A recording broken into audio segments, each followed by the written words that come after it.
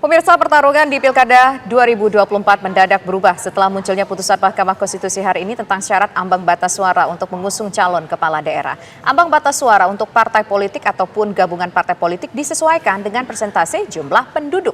Untuk pencalonan Gubernur Jakarta, Banten, dan Sumatera Utara hanya dibutuhkan 7,5% suara hasil pemilu legislatif. Sementara untuk Jawa Barat, Jawa Tengah, dan Jawa Timur dibutuhkan suara yang lebih kecil lagi, yaitu 6,5% suara. Padahal pemirsa, aturan sebelumnya menyaratkan perolehan suara partai politik minimal 25%. Apa yang akan terjadi dengan Pilkada Serentak 2024? Untuk membahasnya telah bergabung bersama kami Ketua DPP PD Perjuangan Nusirwan Sujono, kemudian pakar politik Burhanuddin Muhtadi, politisi Partai Gerindra Ahmad Riza Patria, dan juga sudah bergabung di studio Wasekjen PKB Mas Zainul Munasihin. Selamat petang semuanya. Kita menuju ke Mas Nusirwan terlebih dahulu, sudah bergabung bersama kami. Selamat sore, Assalamualaikum. Waalaikumsalam warahmatullahi wabarakatuh. Mas Nusirwan, bagaimana sikap PDI Perjuangan ini dengan melihat putusan yang dikeluarkan oleh Mahkamah Konstitusi? Kita tahu ya, perolehan suara PDI Perjuangan di Jakarta ini 14%. Gimana Mas Nusirwan? Tentu kita bersyukur tidak hanya Jakarta, dan tentu perkembangan terakhir ini pada akhirnya Mahkamah Konstitusi sebagai penjaga konstitusi memberikan pencerahan, memberikan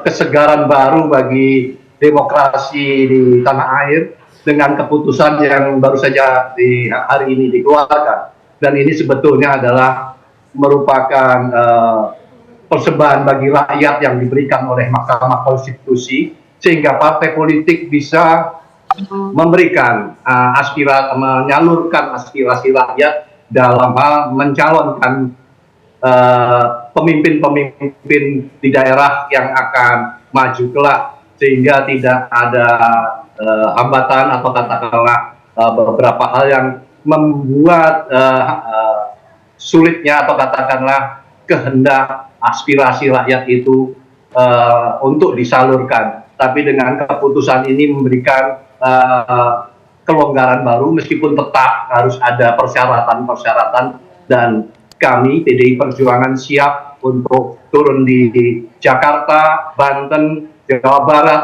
maupun Sumatera Utara. Baik. Persyaratan tersebut sudah kita bisa penuhi. Ya, Pak Nusirwan, jika demikian lantas di Jakarta PDIP akan mengusung siapa? Tentu pada saatnya nanti akan disampaikan, dan nanti Ibu Ketua Umum seperti beberapa waktu yang lalu juga sudah memberikan keputusan untuk beberapa daerah, dan sisanya tersebut tentu yang seperti di DKI dan yang lain-lain.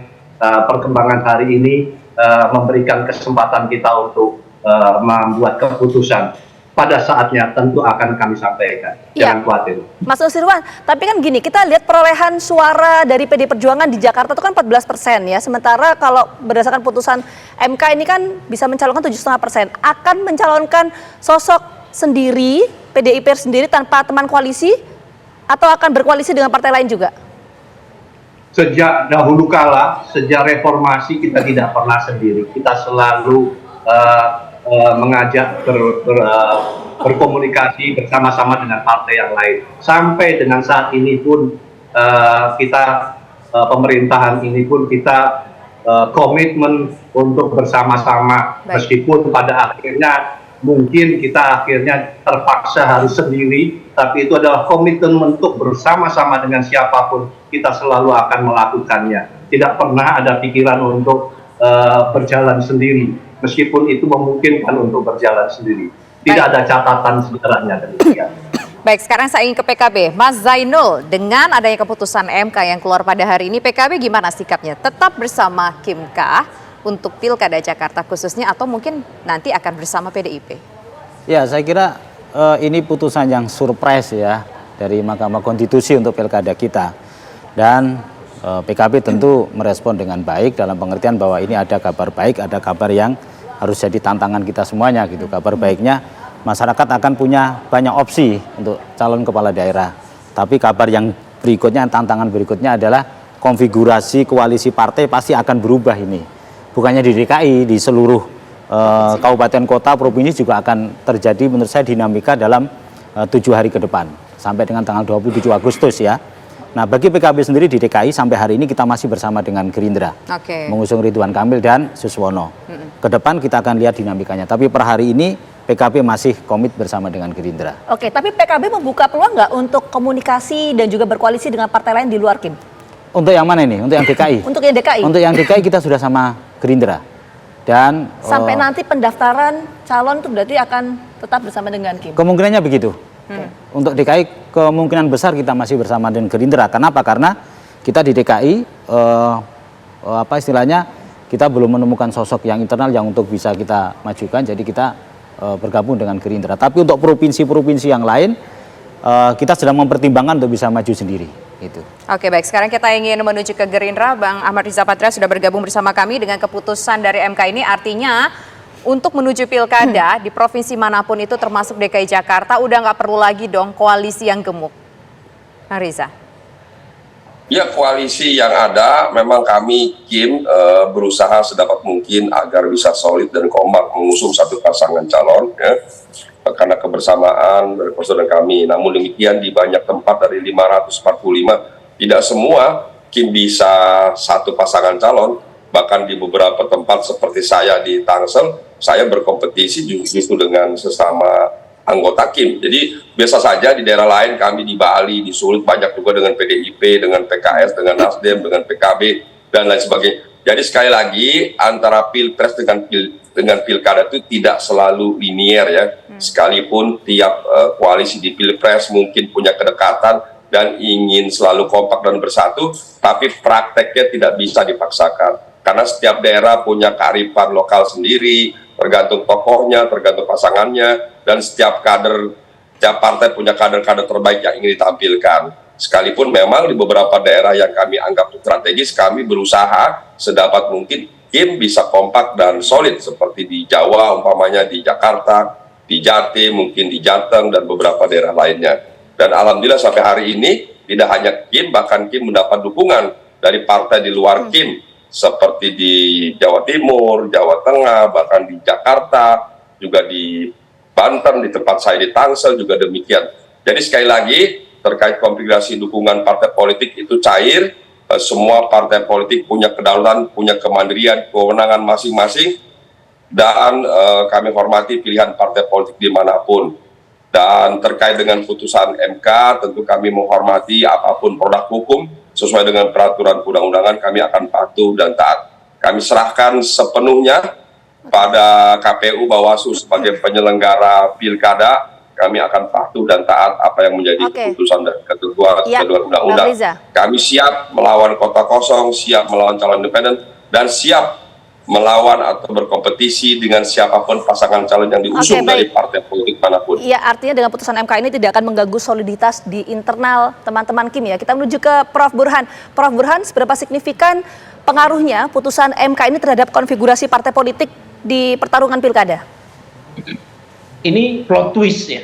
Apa yang diputuskan oleh MK pagi atau siang ini itu punya implikasi politik yang besar. Yang pertama berkaitan dengan syarat usia calon gubernur atau wakil gubernur yang semula menurut putusan MA itu ditarik sejak pelantikan, tapi oleh MK dikembalikan pada Undang-Undang Pilkada 2016, yaitu syarat minimum calon gubernur atau wakil gubernur itu ditarik sejak penetapan calon. Artinya kalau misalnya kita mengacu pada putusan MK ini, maka Kaisang tidak bisa dimajukan baik sebagai calon gubernur atau wakil gubernur. Nah, yang kedua itu berkaitan dengan barrier to entry. Nah, ini kalau kita mengacu pada undang-undang yang lama, memang syarat untuk bisa mengajukan calon kepala daerah itu sangat tinggi, dan ini yang menjelaskan mengapa persentase rata-rata calon yang maju di pilkada itu menurun ya seiring dengan waktu, mulai dari makin tingginya threshold, yang kedua adalah makin beratnya syarat untuk maju melalui perseorangan, dan itu yang kemudian membuat munculnya kartelisasi politik ya di mana-mana. Jadi menurut saya kalau misalnya putusan MK ini ditindaklanjuti oleh KPU, karena KPU kan harus menurunkannya dalam bentuk peraturan KPU nih ceritanya Vita ya. Nah, kalau kita mendengar statement sementara dari Komisioner KPU, mereka ingin berkonsultasi dulu dengan pemerintah dan DPR. Nah, kalau misalnya hasil konsultasi itu keputusan MK ditindaklanjuti dalam bentuk peraturan KPU, itu bisa mengubah banyak hal, terutama berkaitan dengan provinsi yang memiliki syarat minimum jumlah pemilih di DPT sesuai dengan putusan MK. Nah, misalnya PD Perjuangan di Jakarta itu bisa maju itu tanpa harus berkoalisi dengan partai lain, termasuk ilah, ini bahasa usul fiknya ya, ilah atau alasan yang dipakai oleh beberapa partai yang sebelumnya enggan mengusung Anies karena alasan tidak cukup kursi, itu ilah atau dalihnya itu terbantahkan gitu, kalau mengikuti putusan MK yang terbaru. Karena PSI sekalipun meskipun kursinya hanya 8%, karena total perolehan PSI di Jakarta 7,5%, itu bisa mengusung calon gubernur dan wakil gubernur tanpa berkoalisi dengan partai lain, apalagi PKS yang menang pemilu. Jadi menurut saya ya, seminggu ke depan itu akan menjadi uji loyalitas keimanan Kim Plus. Kalau misalnya mereka masih komit dengan apa yang sudah disepakati, mungkin kita akan menambah misal untuk kasus Jakarta ya Vita, itu calon gubernur dan wakil gubernur dari PDI Perjuangan saja. Tapi kalau misalnya ada yang masuk angin, beberapa partai yang sebelumnya menandatangani kesepakatan dengan Kim Plus, ya bisa jadi calonnya lebih banyak lagi. Oke, Dan ada berapa ini calon menurut saya, kira-kira kalau misalkan memang dalam tanda kutip ada partai yang masuk angin, bukan hanya PDIP saja yang punya kesempatan untuk mengajukan calon, tapi partai yang lain yang juga udah punya koalisi, punya kesempatan. Mana-mana saja partainya, kira-kira orangnya siapa aja, partainya apa aja. Nanti akan kita bahas pemirsa, usai jeda berikut, tetaplah bersama kami. Ya, saya ingin menuju ke Pak Nursyirwan. Pak Nursyirwan, jika sudah demikian, sudah diputuskan oleh MK, PDIP ini kan bisa mengajukan calon sendiri. Nah, apakah nama Anies Baswedan masih diperhitungkan akan diajukan oleh PDIP atau PDIP ini prefernya ke calon internal? Ada misalkan nama Ahok atau mungkin juga ada nama Jarot, Riko Sotarduka dan juga sejumlah nama lainnya. Sejak dahulu kami beberapa nama tersebut sudah masuk di dalam daftar siapa-siapa saja yang akan kemungkinan akan bersama dengan PDI Perjuangan untuk dicalonkan, sehingga nanti dari nama-nama tersebut tentu akan pada saatnya akan ada keputusan. Dan sekali lagi kami mengapresiasi, kami sangat gembira, kami sangat bersyukur atas keputusan Mahkamah Konstitusi ini karena memberikan kesempatan kepada kami untuk memberikan alternatif calon pemimpin, atau katakanlah itulah yang diinginkan oleh warga rakyat Jakarta. Demikian, nanti pada saatnya tentu beberapa kemungkinan tersebut akan ada keputusan. Ya, sebelum kita bicara soal tokoh, Mas Nusirwan, tadi kan Mas Nusirwan sempat menyebutkan ya bahwa meskipun putusan MK ini sudah dikeluarkan, tapi PDI Perjuangan tetap ingin memiliki teman koalisi. Sudah membuka ruang komunikasi misalnya dengan teman-teman PKB belum, Mas? Kami selama ini secara ya tentu tidak perlu harus disampaikan ke publik atau katakanlah siapa saja yang selama ini kita komunikasi, tapi dengan Mas Reza Patria juga kami enggak, dari berbagai pihak kita selalu berkomunikasi, tidak masalah begitu ya. Selalu tadi sudah disampaikan pula untuk daerah-daerah lain kita banyak yang bersama-sama. Jadi kalau berkaitan hanya dengan Kota Jakarta, tentu komunikasi politik itu pun tetap akan kita lakukan kepada siapa saja, dengan PKB juga iya, dengan atau partai-partai yang lain, dari Gerindra dan dari Golkar dan sebagainya. Bagi kami itu tidak menjadi masalah dan memang itu sebuah keharusan kita selalu berkomunikasi. Ya, Pak Nusirwan. Dan itu berlangsung sama dengan daerah-daerah lain. Saat ini sudah keputusannya seperti yang tadi disampaikan Bang Riza. Sama, ya, kami pun di daerah lain banyak yang bersama-sama dengan dari Gerindra. Apakah itu bupati, wakil bupati, wali kota maupun wakil wali kota. Sehingga poin atas poin berkaitan dengan komunikasi politik kita lakukan secara sama saja. Tidak ada hal yang sulit. Ya, kalau bicara soal Jakarta ini kan selalu menarik untuk dibicarakan Pak Nusirwan. Ada estimasi nggak? Ini kan waktu sudah mendekati nih ke akhir Agustus. Ada estimasi nggak? Saya dengar-dengar betul ya tanggal 23 atau tanggal 24 nanti akan diumumkan siapa calon dari PDIP. Tentu bahwa kan sesuai dengan jadwal yang sudah ditetapkan oleh KPU, bahwa itu nanti pendaftaran akan dimulai tanggal 27 dan ditutup tanggal 29. Tentu semua pihak semua partai politik sudah menyesuaikan dengan jadwal yang ada tersebut. Tentu kapannya nanti dan biasanya kami pun akan selalu mengundang media atas pengumuman yang kita berikan. Ibu Ketua Umum tentu jadwalnya akan sudah disiapkan untuk mengumumkan daerah-daerah tersebut. Oke, nanti kita tunggulah ya. Biasanya PDIP ini strateginya selalu last minute ketika pendaftaran hari H. Kita menuju ke Mas Zainul dulu. Mas Zainul, kalau kita lihat tadi kan Mas Zainul sempat menyampaikan ya, kalau untuk di Pilgub Jakarta sudah firm tetap bersama dengan Kim. Tapi untuk di daerah lain ingin mengajukan calon sendiri, itu khusus untuk di medan pertempuran atau wilayah mana saja? Di daerah-daerah yang kita punya kader potensial. Contohnya Jawa Tengah. Jawa Tengah ada Gus Yusuf, ketua DPW kita, yang juga cukup tinggi elektabilitasnya. Dengan putusan MK ini kita punya pertimbangan ini untuk maju sendiri gitu.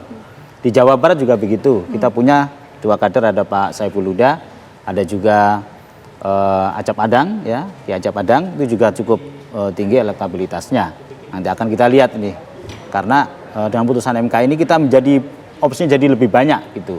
Tapi untuk daerah-daerah yang kira-kira kita potensi kadernya misalnya terbatas, tentu putusan MK ini akan kita jadikan bahan untuk melihat konfigurasi dari peta koalisi yang memungkinkan untuk menang gitu. Jadi itu pertimbangannya gitu. Oke, baik. Nah sekarang kita ingin menuju ke Bang Riza Patria. Bang Riza Patria, dengan keputusan MK ini artinya peluang besar bagi semua partai untuk mengajukan calonnya asal memenuhi syarat yang tidak begitu besar tadi. Kalau tidak salah ada sekitar 6,5%, kemudian 7,5%. Artinya kalau bicara soal Jakarta, ini kemungkinan jumlah calonnya, jumlah lawannya akan semakin lebih banyak lagi, Bang Riza. Tidak masalah ya, seperti yang kami sampaikan, kami di berbagai tempat bisa berkoalisi, juga bisa berkompetisi dengan partai manapun, karena setiap partai ingin kader terbaiknya tampil, dan juga koalisi di Kim juga ingin tampil bersama Kim Plus, juga bisa berkomunikasi kami dengan PDIP sendiri, banyak sekali di beberapa tempat berkoalisi, apalagi hubungan Pak Prabowo dengan Ibu Mega sangat baik, hubungan Bung Karno dulu dengan Pak Sumitro juga sangat baik, dan kami sendiri, Pak Dasko dengan Mbak Puan juga sangat baik di DPR, dan semua PDIP dengan Gerindra sangat baik. Jadi itulah yang terjadi, jadi hubungan kami dengan PDIP dan partai-partai sangat baik. Pilkada ini merupakan pesta demokrasi yang mana setiap kader, setiap partai ingin kader-kadernya tampil untuk bisa ikut berkontribusi tentu dalam pembangunan daerah. Jadi tidak ada masalah. Begitu juga di Jakarta, Kim Plus sudah sepakat, sudah deklarasi mengusung Bang Ridwan Kamil dengan Bang Suswono. Insya Allah nanti kami akan siap berkompetisi dengan siapapun. Tadi sudah kami sampaikan, dengan calon independen siap, dengan kota kosong siap, dengan calon yang diusung oleh partai manapun, kami siap berkompetisi secara sehat, secara baik. Dan tentu nanti warga Jakarta dan masyarakat Indonesia dalam pilkada serentak ini akan memberikan pilihan yang terbaik bagi kepentingan daerah masing-masing dan tentu bagi kepentingan bangsa dan negara.